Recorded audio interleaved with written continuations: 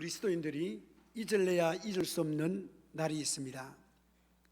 하나님을 지극히 사랑하고 또 하나님 말씀을 너무 귀하게 여기면서 사랑했고 또 찬양하는 것을 너무너무 좋아하면서 찬양을 사랑했던 한 사람, 루터가 1517년 10월 31일 종교개혁을 한 날이 바로 10월 31일 며칠 있으면 다가옵니다.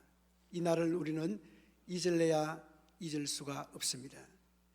이제 우리가 신앙생활을 하면서 종교개혁, 개혁해야 한다 이 소리를 많이 들었죠. 개혁은 무엇인가 하면 개자가 고칠 개자입니다. 쉽게 말하면 제도나 이 잘못된 부분을 뜯어 고치는 것, 이 고칠 개. 그래서 종교개혁입니다. 그럼 종교가 잘못된 방향으로 가는 것을 뜯어 고치는 것, 이것이 종교개혁이지요. 여러분, 종교개혁이 일어날 수밖에 없었던 이유가 있습니다. 루터가 왜 종교개혁을 할 수밖에 없었는가? 그래서 우리가 이 종교개혁 기념주의를 맞이해서 종교개혁의 배경을 좀 이해하면 그렇구나, 그래서 개혁을 했구나, 그럴 수밖에 없었구나, 이걸 이해가 되어집니다. 한 몇 가지로 요약해 보면 왜 종교개혁을 할 수밖에 없었느냐. 먼저 교황이 너무 심각하게 세속화되어 버렸습니다. 너무 세상에 물들어 버렸습니다. 그리고 신학이 타락했습니다. 예를 들어서 신학교 교수가 되려면 이 성경을 많이 읽고 연구하고 이렇게 교수가 돼야 그 밑에 배우는 학생들이 바로 배우겠죠. 그런데 교수가 성경을 한 번도 읽지 않았지만 교수에 발탁이 됩니다. 참 코미디 같은 이야기죠. 그리고 신학이 타락합니다. 그리고 성직 매매가 이루어집니다. 성직 매매가 무엇입니까? 돈을 주고 이 성직을 사고 팔고 한다 이 말입니다. 여러분, 그 당시에 교황이나 그다음 추기경, 그리고 주교, 대주교, 수도 원장, 이런 직위를 돈으로 주고 매매하는 것이 관행이었습니다. 다시 말하면 예를 들어서 어느 수도 원장의 자리가 비었다. 10억 낼게, 10억을 주고 수도 원장으로 들어갑니다. 들어가서 자기가 10억을 내었기 때문에 10억을 다 챙기고 또 돈을 많이 축적할 수 있는 자리라는 겁니다. 그래서 이런 자리에 눈에 불을 켜고 자리가 비었다면 돈 주고 사고 들어가는 겁니다. 그 당시 관행이었습니다. 얼마나 타락했습니까? 성직을 매매한다 이 말입니다. 그뿐 아닙니다. 신부와 또한 수녀가 도덕적으로 윤리적으로 엄청나게 타락합니다. 여러분, 그 당시에 신부와 또 뭡니까 수녀는 결혼하면 안 되죠. 법으로 정해져 있습니다. 그런데 신부와 이 수녀가 윤리적으로 어느 정도 타락하는가 하면 아마 여러분 그 르네상스 시대에 인문주의자 대표적인 학자가 유명한 사람이 있습니다. 에라스무스입니다. 이 에라스무스가 네덜란드의 하우다 성당의 신부와 그리고 의사 딸하고 그 사이에서 태어난 사생아가 에라스무스입니다. 그러니까 이거 얼마나 타락했습니까? 그리고 1477년부터 1517년까지 그 중세에 교황들이 사생아를 낳았던 교황이 절반입니다. 그러니까 여러분, 어느 정도 타락했는가를 짐작이 가능하죠? 굉장히 타락했습니다. 심지어는 오래된 성당을 이제 허물고 새로 지으려고 이제 건축하려고 뜯었을 때 마루 밑에 아이들, 유아들 유골이 많이 나왔잖아요. 그만큼 도덕적으로 타락했다 이 말입니다. 그리고 이 면죄부를 팔고 물질적으로 너무 타락해서 교회가 경건성을 다 잃어버렸습니다. 힘이 하나도 없습니다. 물질적인 타락. 그래서 여러분, 이 종교개혁은 중세 시대에 로마 카톨릭이 너무 타락했기 때문에, 너무 부패했기 때문에 일어나지 않을 수 없는 상황이었습니다. 그냥 둘 수는 없었던 거예요. 그래서 루터가 종교개혁을 한 겁니다. 그러면 여러분, 우리나라는, 우리 한국교회는 그러면 그 당시보다 더 깨끗하고 더 낫다고 여러분 장담할 성도 있습니까? 여러분, 종교개혁주의를 맞이해서 우리 한국교회는 괜찮네, 우리 한국교회는 그 정도는 아니야, 이렇게 여러분 장담 있게 이야기할 분 있습니까? 아마 없을 겁니다. 왜냐하면 지금 한국교회도 너무 타락해 버렸다는 것이죠. 이 한국교회가 보면 이 복음과는, 성경과는 너무나 멀어져 버린 일들이 많습니다. 기복주의. 여러분, 복 받기 위해서 이게 목적이 되어버린 거예요. 복 못 받으면, 우리 세상 가치 기준에 복 못 받으면 예수 잘못 믿었다고 이렇게 판단합니다. 너무 여러분 지금 기복주의, 물질적인 기복주의, 너무 복음과는 거리가 멉니다. 그리고 얼마나 교권도 타락의 부분이 많은지 모릅니다. 아까 성경 매매했죠? 우리나라에도 오늘 집사로 있다가 돈 몇백만 원 들어가면 내일 안수받고 목사 됩니다. 이런 교단도 있다 이 말입니다. 얼마나 타락했습니까? 그리고 심지어는 오늘날도 보면, 예를 들어서 담임 목사가 이제 은퇴를 하고 새로 후임 목사가 옵니다. 목사 올 때, 후임 올 때 돈을 요구하는, 왜 돈을 요구합니까? 은퇴하는 목사님, 은퇴비가 없어서 새로운 목사님에게 돈을 받아가지고 은퇴비를 주고 당신 들어오세요. 요즘 앞으로는 돈 없으면 담임 목사도 안 되는 이런 시대가 지금 오고 있습니다. 다 그렇지는 않지만 이런 게 공공연하게 지금 많이 대두되고 있다는 사실입니다. 돈이 없어서 목사로 못 간다는 가슴 아픈 현실이죠. 얼마나 우리 한국교회도 여러분 많이 타락인지 모릅니다. 여러분, 한기총회 회장을 지냈던 한 분이 양심선언한 내용이 있습니다. 그 내용이 뭔가 하면, 돈을 안 썼더니 낙선되더랍니다. 그런데 돈을 썼더니 당선되더랍니다. 여러분, 얼마나 타락했습니까? 얼마나 부패했습니까? 성률이 타락했죠. 금품 비리 터져 나오지요. 정말 이 한국 교회를 여러분 정말 우리는 괜찮다고 안주할 수 없다 이 말입니다.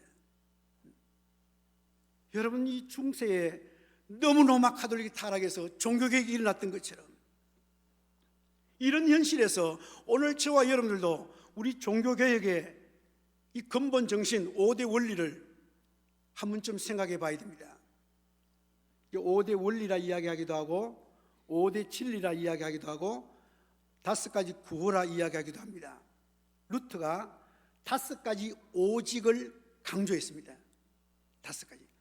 오직 성경, 오직 예수, 오직 은혜, 오직 믿음, 오직 하나님의 영광, 이 5가지를 모토로 삼아서 많이 강조했습니다.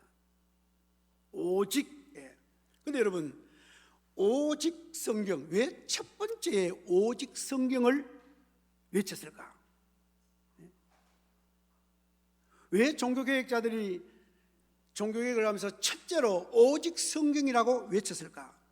여러분, 중세시대는 로마 가톨릭이 모든 삶을 다 지배했습니다. 그래서 로마 가톨릭이 가장 중요하고 신앙생활의 가장 핵심이었던 성경을 가르치지 않습니다. 가장 중요한 성경을 읽히지도 않습니다. 성경 가르치지도 않지요. 성경 못 읽도록 하지요. 성경 해석 안 하지요. 성경대로 살지 않지요. 그래서 여러분, 그 당시 중세시대의 평신도들은 까막눈입니다. 왜요? 성경을 모르니까. 가르쳐주지도 않지요. 못하도록 하죠. 해석도 안 해주지요. 그러니까 까막눈입니다. 까막눈. 그래서 종교개혁자들이 왜 이렇게 교회가 변질되느냐, 가장 중요한 원인 가운데 첫 번째가 뭐냐면 성경을 떠났다 이 말입니다. 그래서 종교개혁자들이 제일 먼저 외쳤던 것이 오직 성경 외쳤다 이 말입니다. 성경을 가르치고 성경을 해석하고 성경을 배우고 성경을 훈련하고 이렇게 해야 되는데 아예 이걸 못하도록 딱 만들어 놓았으니까, 그래서 교회가 부패하고 썩었다 이 말입니다. 그래서 우리 한국교회도 이 5대 원리에 비추어 볼 때 참 많이 거리가 멀어져 가고 있습니다. 그래서 종교개혁 기념주의를 맞이해서 오늘 저와 여러분들은 오직 성경에 대해서 한번 생각해 보면서 정말 먼저 우리 자신부터 개혁, 성경을 통해서 개혁하는 삶을 살아야 되지 않겠느냐, 그런 관점에서 오늘 말씀을 잠깐 묵상하고자 합니다. 먼저 오늘 여러분 종교개혁가 루터를 조금 더 이해를 하면 여러분 이 성경 본문을 이해하는 데 도움이 될 것 같습니다. 루터는 정말 말씀을 정말 사랑했습니다.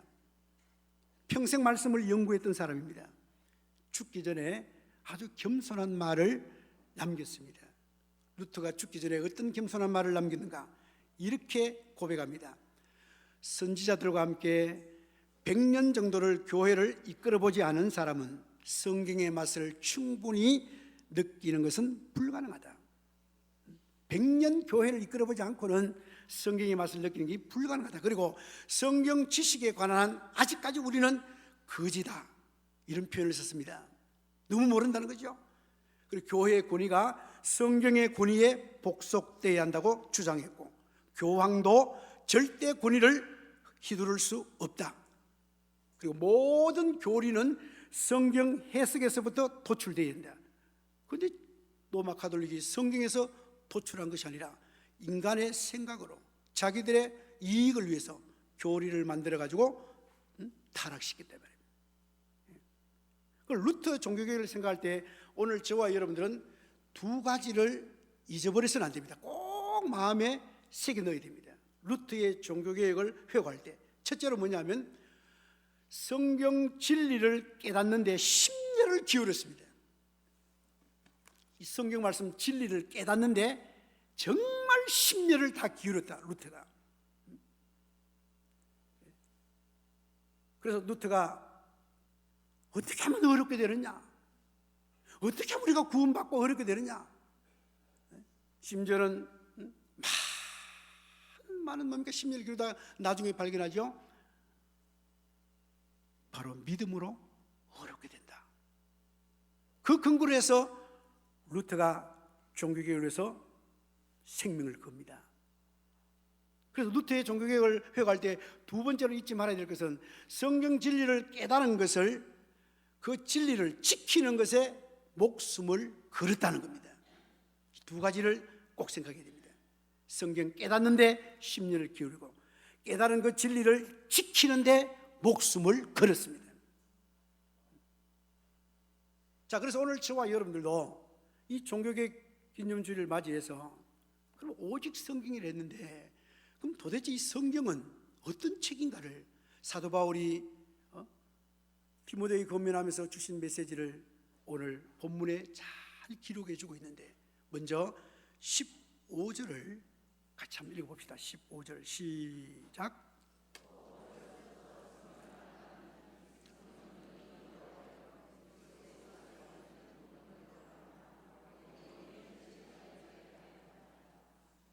성경은 어떤 책입니까? 오늘 본문 15절에 구원에 이르게 하는 지혜가 있는 책이라고 말해줍니다. 다시 말하면 구원의 책입니다.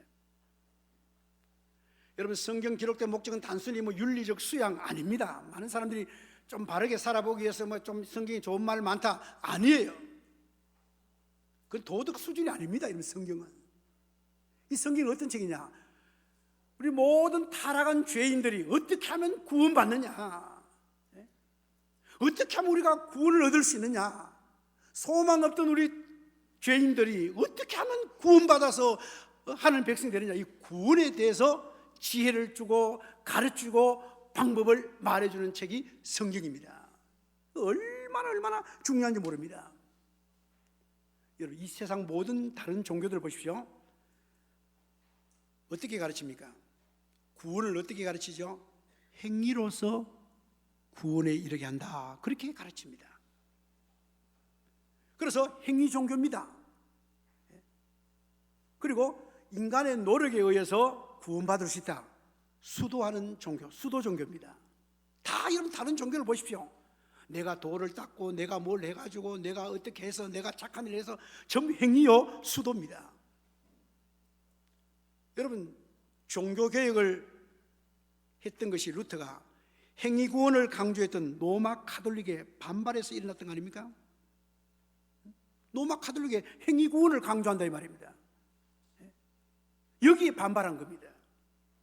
구원은 행위로 받는 게 아니다 이 말입니다. 아무리 루터가 어떻습니까? 계단을 오르내리면서 죄 용서받기 위해서 의롭게 되기 위해서 수십 계단을 오르내려 봤지만 안 되는 거예요. 피만 하고 아프기만 아프지 더 괴롭지 마음의 안식이 없는 거예요. 구원은 행위로 받는 게 아닙니다, 여러분. 여러분, 카톨릭에서 면죄부를 팔지요? 그 성 베드로 성당을 짓기 위해서 돈이 필요하잖아요. 건축원금 필요하니까 그 성도들에게 어떻게 합니까? 면죄부를 팝니다. 면죄부를. 쉽게 표현하면 자기 가족이 죽었어요. 죽어가지고 영혼이 어디 가 있느냐? 천주교에서 연옥에 가 있어요. 연옥에 가 있는데 이제 가족들이 이 면죄부를 사면, 돈을 주고 사면, 그 돈이 예를 들어서 돈을 주고 만약에 하나 만 원이다, 뭐 5천이다, 돈을 통해 땅 떨어지는 그 순간에 우리 가족이 연옥에 있다가 천국으로 싹 올라간다, 이렇게 가르칩니다. 예를 들어서 자기 아버지가 돌아가셨다, 아버지가 지금 연옥에 있어요.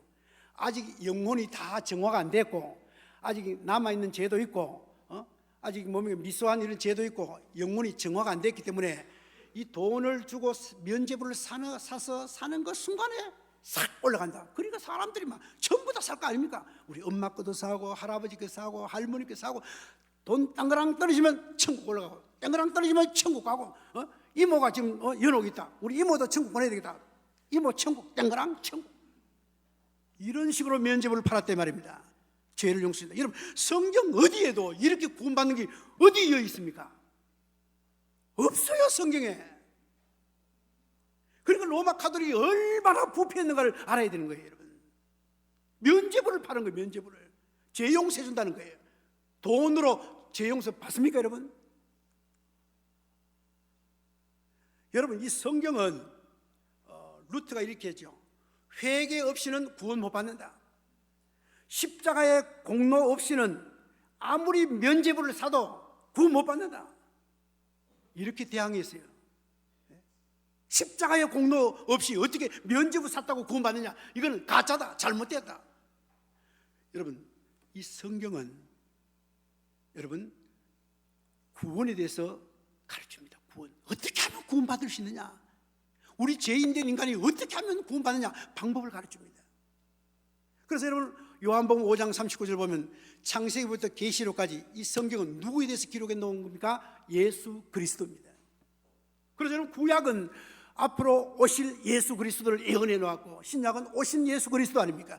예수 그리스도, 바로 우리의 구원자 예수 그리스도, 그분이 십자가에 죽으시고 우리 죄를 위해서 십자가에 죽으시고 우리를 의롭게 하기 위해서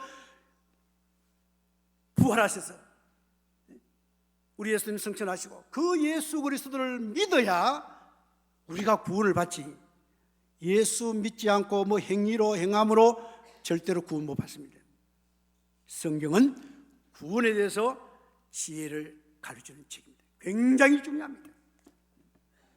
여러분, 단순히 뭐 좀 내가 좀 선하게 살아봐야겠다, 교양 정도, 뭐 윤리 도덕 이 정도 큰 착각입니다, 여러분. 구원입니다. 사느냐 죽느냐입니다.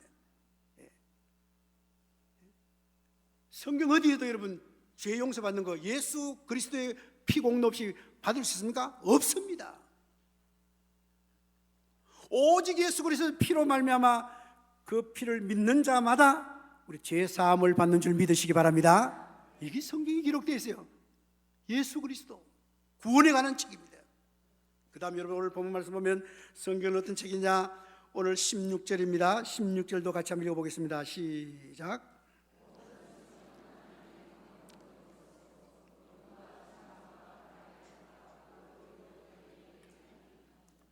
이 성경은 하나님의 감동으로 기록된 책입니다. 여러분 성경은 하나님의 감동으로 기록된 책이다. 이게 감동이 나오죠. 이 감동은 쉽게 말하면 하나님의 숨결입니다. 숨결. 이걸 어떻게 좀 이해할 수 있는가 하면, 우리 하나님께서 창세기 보면 2장에 하나님께서 사람을 만들었어요. 흙으로 사람을 만들고 하나님께서 우리 사람의 코에다가 생기를 불어넣습니다. 쉽게 말하면 불어넣으니까 성경에 보면 생명이 된지라 나옵니다. 생명이 뭐냐면 생명체가 되었다면 생명이 되었다는 거죠. 생기를 불어넣으니까. 자, 여러분 오늘 이 성경은 어떤 책이냐, 하나님의 숨결이 들어가 있는 책이다 이 말입니다. 그냥 일반 책하고는 여러분 게임도 안 되고 비교도 안 되는 겁니다. 사람의 속에 생기가 들어가니까 사람이 생명체가 된 것처럼 오늘 이 성경은 그래서 생명의 말씀입니다. 하나님의 생기가 들어와 있기 때문에, 감동으로 기록됐기 때문에, 그래서 하나님의 창조적인 생명이 들어있는 책이 바로 이 성경입니다. 얼마나 귀합니까? 이런 사실을 깨달으면 성경을 대하는 태도가 달라집니다. 생명입니다. 그래서 여러분 히브리서 기자가 이야기하죠. 하나님 말씀은 살았고, 여러분 하나님 말씀은 살아있는 생명입니다. 정말 중요해요. 이거 대수롭게 생각하면 안 됩니다. 하나님의 숨결이 들어있는 생명의 책이라 이 말입니다. 여러분 살아가다 인생이 힘들고 실패한 성도 있습니까? 이 성경을, 하나님 말씀이 영혼에 접촉되면 일어서게 됩니다. 실패했던 자가 일어섭니다. 그리고 여러분 낙심한 성도 있습니까? 이 생명의 말씀이 내 영혼에 접촉되면 용기가 생깁니다. 용기가 생겨. 왜? 생명이니까. 그리고 나는 별 볼 일 없는 사람이라고 생각하는 사람 있습니까? 이 말씀이 접촉되면 쓸모 있는 사람으로 바뀝니다. 내가 뭐 인생 내가 뭐 별 것 없어. 여러분 말씀에 내 영혼이 접촉되면 나는 쓸모 있는 사람으로 바뀌고, 그리고 또한 정말 역사의 선구자가 됩니다. 역사 속에 보십시오. 여러분 성경 말씀을 가까이 했다가 그 영혼의 이 말씀이 접촉되어서 얼마나 위대한 인물들이 많이 나왔는지 모릅니다. 혹 여러분 나는 버림받았다 이런 사람이 있습니까? 이 말씀이 영혼에 접촉되면 역사의 등불이 됩니다. 자, 이 생명이니까 이 말씀이 내 영혼에 접촉이 되면 변화 안 될 사람 한 명도 없습니다. 아무리 악한 사람이고 정말 강팍한 사람도 이 말씀이 영혼에 들어가니까 사람이 바뀌는 거예요. 이 성경은 생명의 책이기 때문에 사람을 변화시키는 그런 능력이 이 말씀에 있다 이 말입니다. 도끼로 사람을 찍어 죽였던 여러분 고재봉 씨 저는 들어봤죠. 감옥에서 어떻게 그가 변화됩니까? 그 악한 사람이 도끼를 들고 사람을 찍어 죽였던, 많은 사람 찍어 죽였던 그 악한 마음이 어떻게 예수 믿고 감옥에서 1800명을 전도합니까? 그게 인간의 힘으로 됩니까? 아닙니다. 그 죽었던 영혼에, 죽어있는 영혼에 생명의 말씀이 들어가니까 영이 사는 거예요. 영이 사니까 사람이 변화되고 바뀌는 거예요. 하나님 뜻대로 살게 되는 거예요. 참 놀랍지 않습니까? 여러분 하나님 말씀 그래서 죽은 자를 살리고요, 식어있는 영혼을, 여러분 가슴을 뜨겁게 만드는 것이 바로 하나님 말씀입니다. 오늘 저와 여러분 나는 왜 이래 신앙생활 닝닝하고 냉랭할까? 여러분 운이 어디 있습니까? 말씀이 내 영혼에 접촉되면 삽니다. 말씀이 없다 이 말입니다. 신앙생활에 말씀이 없다. 어떻게 영이 삽니까? 못 살지요. 오늘 저와 여러분 이 종교계 기념주를 맞이해서 내 영혼이 식어있고 내 영혼이 찹찹하고 내 영혼이 여러분 정말 고달픕니까? 오늘 저와 여러분이 생명되는 이 말씀을, 여러분 하나님 말씀, 하나님의 숨길에 들어가 있고 하나님의 감동으로 된 이 말씀을 내가 사모함으로 읽고 묵상할 때 우리 영혼이 회복되고 내 영혼이 소성케 되고 내 영이 살고 내 영이 회복되는 이런 역사가 말씀을 통하여 이루어지는 줄 믿으시기 바랍니다. 말씀을 통해서 되는 거예요. 말씀을 통해서 회복이 됩니다. 회복 안 될 사람 한 사람도 없습니다. 생명이니까. 하나님 말씀은 살았고 운동력에서 좌우의 날선 것보다 예리하여 우리의 관절과 골수를 찔러 쪼갠다. 관절, 골수, 가장 깊은 부분이 골수입니다. 골수. 우리 인체의 가장 깊은 부분이 골수. 골수까지 찔러 쪼개는 게 무엇입니까? 말씀이라는 거죠. 내 영혼이 병들어 있습니까? 내 영혼이 지금 나약합니까? 여러분, 하나님 말씀이 우리 심령 속에 들어올 때, 내 영혼을 접촉될 때 오늘 저와 여러분이 영이 살고 내 영혼이 일어날 줄 믿으시기 바랍니다. 성경은 하나님의 감동으로 기록된 책입니다. 그 다음에 여러분 오늘 16절을 17절을 다 같이 또 한번 읽어보겠습니다. 시작.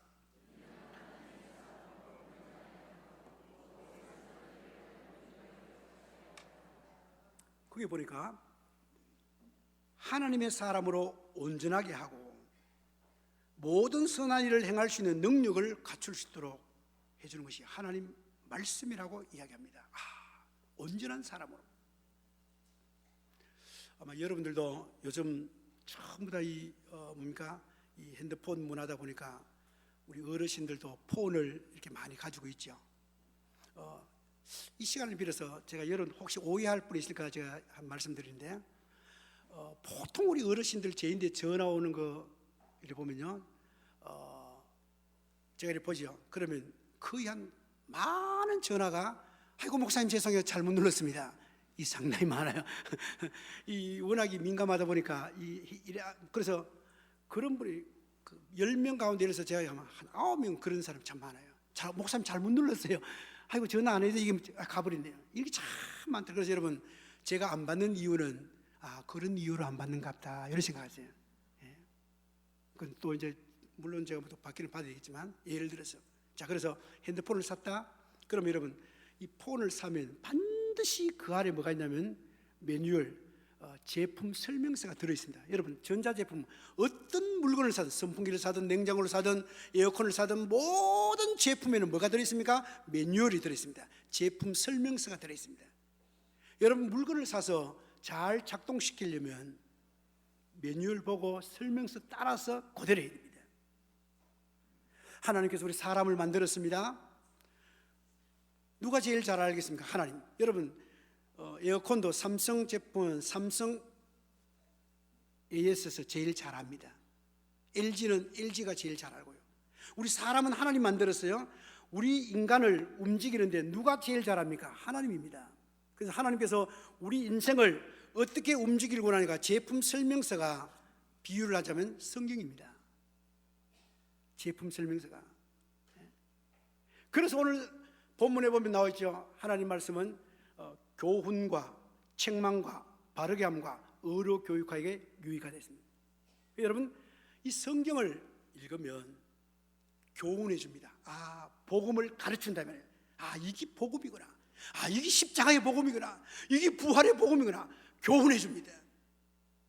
그리고 책망할 때가 있습니다. 여러분 이 성경을 읽으면 막 이 책망을 해요. 성령께서 책망해 줍니다. 네 그래 살아야 되나? 책망이에요.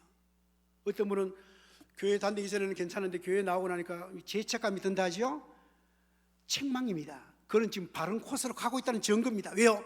내가 예수를 믿으니까 성령께서 말씀을 통해서 책망하는 거예요. 책망. 이렇게 하면 안 돼. 이렇게 하면 안 돼. 잘못을 드러내 주거든요. 그리고 교훈과 책망과 바르게 한다. 잘못된 부분을 바르게 코스 가도록. 그래 성경은 거울 역할입니다. 거울. 이 머리카락도 여러분 방향이 잘못 가 있는 거 어떻게 합니까? 거울 보고 이렇게 하잖아요. 바르게 해준다 이 말입니다. 성경은 거울 역할입니다. 내 영혼이 잘못된 길로 간다. 이 성경을 딱 갖다 대면 딱 드러나는 거예요. 바르게 해줍니다. 그리고 의로 교육하기에 유익하다. 의로 교육한다. 트레이닝, 훈련입니다. 말씀을 갖고 훈련받는 겁니다. 훈련. 여러분, 혹시 여러분 제자훈련 다 받고 사회훈련 받아도 나는 이제 끝났다고 이렇게 생각하는 분 있습니까? 큰 착각입니다. 우리는 어떤 그 과정을 마치면 나는 훈련 다 받았다, 나는 넘치는 게 훈련은 코스 다 받았다, 더 할 거 없다. 여러분 아주 위험합니다. 왜요? 여러분 성경은 될 때까지 훈련받아야 됩니다. 될 때까지. 우리는 과정만 거치면 끝났다 생각합니다. 그러니까 여러분 큰 오산이죠. 아, 내가 이 훈련이 안 됐구나. 될 때까지 해야 됩니다. 의로 교육하기에 유익하니. 이렇게만 하면 우리가 온전한 사람으로, 선을 행하기에 넉넉한 사람으로 하나님이 만들어준다고 오늘 성경은 이야기하고 있습니다. 참 놀랍지 않습니까 여러분? 온전한 사람. 그래서 오늘 저와 여러분들은 계속해서 성장해야 되고 계속해서 성숙해 가야 됩니다. 여러분 우리 사랑하는 성도님들 꼭 기억하십시오. 내가 예수 믿고 끝난 게 아닙니다. 계속해서 성장하고 계속해서 성숙해야 된다 이 말입니다. 말씀을 통한 성숙이 나야 되는 거예요. 목사도 계속 성장하고 성숙해 가야 되고, 우리 장로님들도 계속 성장하고 성숙해야 되고, 우리 집사님도 마찬가지입니다. 모든 성도가 마찬가지입니다. 성장하고 성숙해야 됩니다. 어디까지? 예수 그리스도까지. 끊임없이 뭘 통해서? 말씀을 통해서. 그래서 말씀은 교훈과 책망과 바르게 함과 어려 교육하기에 유익하니. 여러분 혹 여러분 자녀를 키우면서 자녀가 말 안 들어서 속상할 때 있습니까? 화실은 내 말 안 들었고 이런 분 있습니까? 막 답답해 그런 분 있습니까? 여러분 사람은 잔소리 한다고 변화된다면 이 세상에 전부 다 천사들밖에 없을 것 같아요. 우리 여성분들 여러분 남편에게 잔소리 한 번도 안 한 분 있습니까? 아마 잔소리 많이 했을 거예요. 안 한 척하고 앉았을 뿐이지. 남편이 잔소리한다고 변화되었습니까?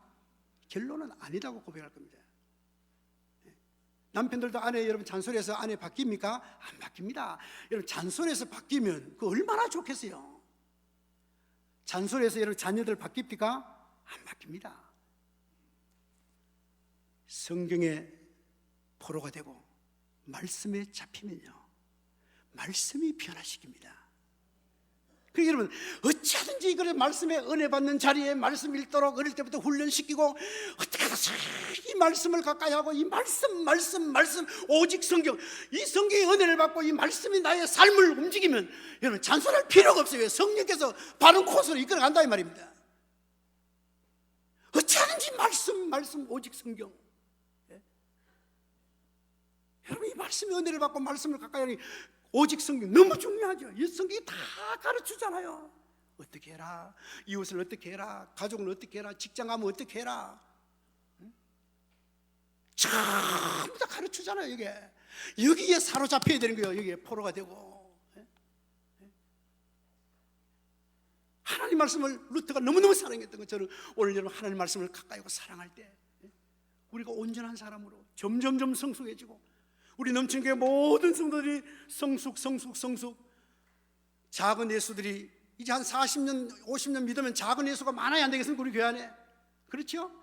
이제 감 믿는 성도들은 이제 믿어서 때로는 뭐가 뭔지 모를 때 많지만 이제 오래 하면 30년 40년 가까이 믿으면 좀 작은 예수가 돼야 안 됩니까? 솔직하게. 그만큼 성장해야 된다. 성숙하고. 뭘 통해서? 말씀을 통해서. 말씀이 우리를 변화시키는 겁니다. 그래서 오직 성경이에요. 여러분 종교개혁의 근본 정신이 무엇입니까? 성경으로 돌아가자는 겁니다. 근본 정신입니다. 성경으로 돌아가자.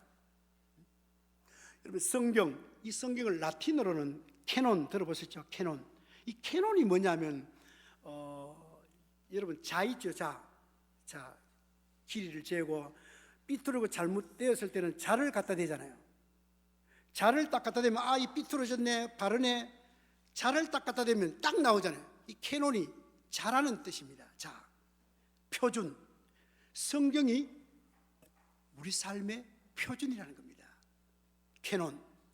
딱 갖다 대면 삐뚤어졌네, 바르네. 딱 갖다 대면 다 나옵니다. 자입니다, 자. 종교개혁 기념주의를 맞이해서 502년이 흐른 이 시점에 우리가 성경을 얼마나 가까이 하고 있습니까? 얼마나 하나님 말씀을 사랑하고 가까이 하고 있습니까? 성경 없이 구원 없고, 성경 없이 신앙 성숙이 없고, 성경 없이 인격 성숙이 없고, 성경 없이 세상에 나아가 선한 영향력을 끼칠 수가 없습니다. 바로 이것이 표준입니다. 표준. 우리 삶의, 우리 신앙생활의 표준입니다. 늘 가까이 하세요. 귀에 되는 대로 읽으세요. 묵상하세요. 이게 자라, 이 말이야. 자, 척도입니다. 척도. 갖다 대면 탁 나오는 거예요. 잘못된 부분을 이 말씀으로. 그래서 우리가 여러분 가장 중요한 게 뭐냐면, 누가 그렇게 하더라, 자꾸 우리 이런 쪽으로 신앙생활하면 여러분 바른 코스를 못 갈 수가 있습니다. 어느 교회는 이렇게 하더라, 누구는 이렇게 하라 하던데, 아닙니다. 표준입니다. 성경이 어떻게 말하는 거예요? 성경이 어떻게 말하는가? 저는 개인적으로 상당히 좀 개인적으로입니다. 뭐냐면 오늘날 이 돌아가는 이 말들을 가만히 들어보면요, 이 시대 상황이, 이야, 요즘 애들에게 뭐 이런 말 하면 안 된다, 뭐 너무 세상 가치관에 따라서, 그리고 뭡니까 또 요즘 뭡니까 이 부모와 자녀 간의 관계, 성경이 어떻게 말하는가를 자꾸 말해야 됩니다. 교회 안에서. 야, 요즘 뭐 해달라면 야 큰일 난다, 쫓겨난다. 뭐 아들 2명 가지시면 뭐 밖에서 죽고, 딸 가지면 뭐 부엌에서 죽고, 뭐 이런 말 막 돌대요. 그 좀 사람 이야기 많이 하잖아요. 뭐 아들 2 가지면 부모들이 밖에서 죽는다든가, 뭐가 뭐 또 부엌에서 죽고, 딸을 뭐 일 많이 해줘야 된다고 부엌에 죽고. 여러분, 저는 생각할 때 이 기준, 가치 기준이요, 우리가 자꾸 그런 말 하게 되면 이게 뇌에 입력이 됩니다. 전에도 이런 말 때문에 뭐 김치를 담아가지고 아파트에 가서 뭐 5분 가져가고 이쁜, 세상에 여러분, 이 세상 가치 기준이요, 자꾸만 오늘날 그리스도인들을 물들게 만드는 겁니다. 여러분, 이런 걸 가치 기준이요, 성경은 어떻게 말하냐? 여러분, 성경을 레위기도 나오잖아요. 부모를 하나님 경외하듯이 섬기라는. 왜 우리는 자꾸만 세상 이런 가치 기준에 말을 하고 물들어가려 합니까, 여러분? 눈에 보이는 부모 잘 섬기라, 이 말입니다.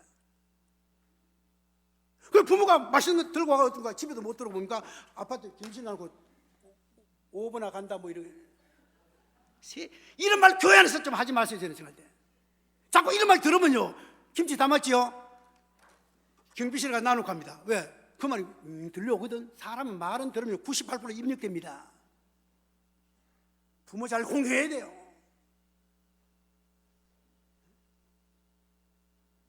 여러분, 우리 부모를 잘 공개하면 부모 마음을 알아야 되는 거예요.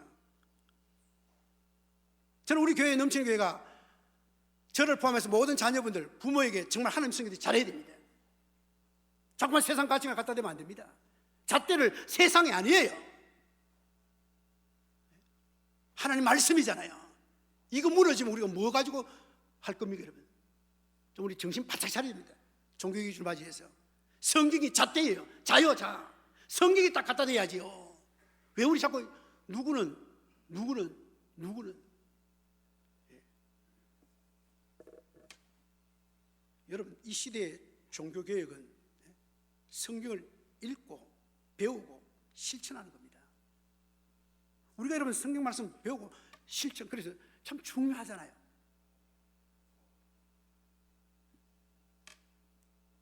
이 성경을 읽으면요, 하나님 아버지 마음을 읽을 수가 있어요. 우리 하나님은 이런 분이구나. 그렇구나. 우리 하나님 마음은 이런 생각을 가졌네. 자꾸 성경 읽으면 그게 깨달아져요. 그렇구나. 너무너무 중요해요. 아버지 뭡니까? 하나님 아버지 마음을 읽는 거예요. 지난 주말에 저희 부모님이 이사를 했습니다. 이사를 하는데 포장 이사하면 얼마나 편하겠어요. 그래서 제가 부모님 마음을 이렇게 들여다보니까 포장 이사하지 말고 아들이 해주기를 원하는 것 같더라고. 그래서 지난 월요일날 포장 이사 안 하고 그냥 이사해. 돈 안 들고 하나도 안 들고. 여러분 우리 부모를 섬길 때도 뭐 포장 이사 부르면 되지요, 편하게. 그 제가 가만히 살피잖아요. 어떤 마음일까? 그 제가 결론 내린 것은 포장 이사 안 하고 그냥 아들이 해서 열심히 해서 돈 안 들고 하는 게 제일 좋겠다 해서, 그래서 제가 어떤가 손수 띄고 땀 흘리면서 하루 종일 다 해봤어요. 돈 안 들고. 혹이라도 돈 안 들고 이사하고 싶으면 저를 부르면 왜 제가 이런 예를 들냐면, 여러분 우리가 하나님 섬길 때 내 방식대로 하면 하나님 기뻐 안 합니다. 아버지 마음이 어딘가를 깨달아야 돼요. 하나님은 용서하는 걸 이렇게 좋아하시구나. 용서해야지. 하나님은 정말 보니까 사랑하는 걸 이렇게 원하시구나. 내가 사랑해야지. 하나님은 기도하는 것을 이렇게 우리에게 원하고 있구나. 내가 무릎 꿇어야지. 여러분, 말씀을 읽고 가까이 할 때 이 잣대거든요. 우리 자신부터 고쳐야 되잖아요. 내 자신부터. 나를 못 고치면서 어떻게 남을 고치라고 이야기할 수 있습니까, 여러분? 나는 못 고치면서 어떻게 자녀들 보고 이렇게 하라고 말할 수 있습니까? 내가 먼저 개혁돼야 됩니다.